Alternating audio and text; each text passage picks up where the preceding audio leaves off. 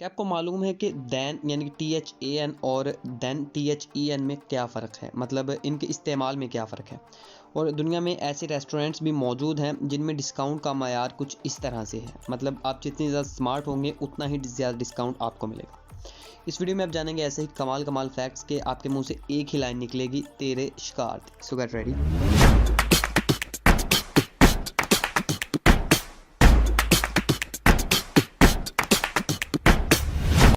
भाई दैन और देन के स्पेलिंग में तो छोटा सा फ़र्क है, लेकिन इनके इस्तेमाल में बहुत ज़्यादा फ़र्क है। क्या है कि दैन यानी कि THAN तब इस्तेमाल किया जाता है जब आप किसी चीज़ का कंपैरिजन कर रहे हो, किसी चीज़ का मुआवजा कर रहे हो।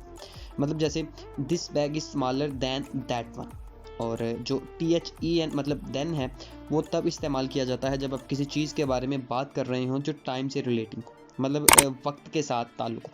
मसलन I was there and then he केम।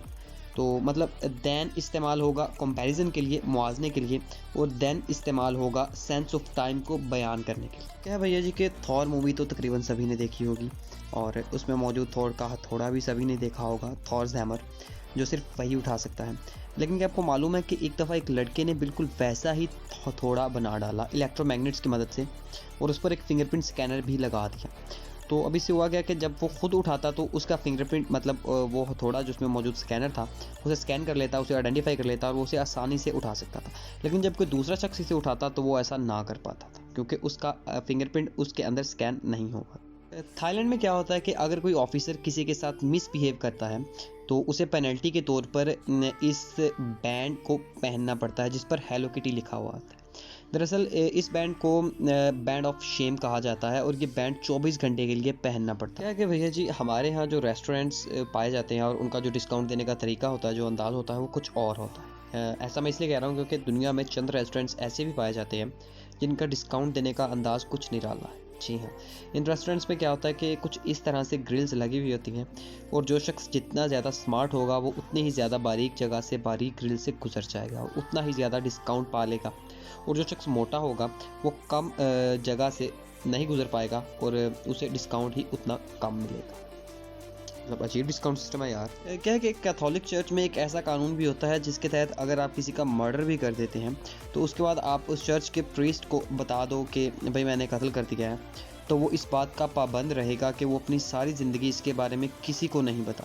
लेकिन हमारे यहाँ कानून की नज़र में मुजरिम को बचाने वाला भी मुजरिम ही होता है। ये एक साइकोलॉजिकल फैक्ट है। अगर आप चाहते हैं कि कोई आपको पसंद करे, आपको लाइक करे, तो आप उनसे कहिए कि वो आप पर कोई एहसान करे, मतलब कि फेवर।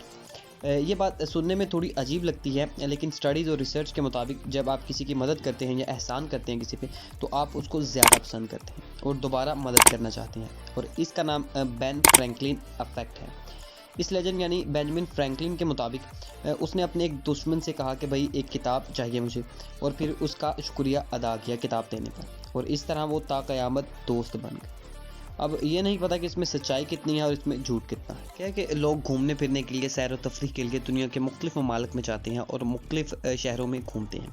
लेकिन क्या आपको मालूम है कि दुनिया का सबसे ज़्यादा विज़िट किया जाने वाला शहर कौन सा है, जहाँ पर बहुत ज़्यादा विजिटर जाते हैं, सबसे ज़्यादा विजिटर्स जाते हैं, मतलब मोस्ट विजिटेड सिटी।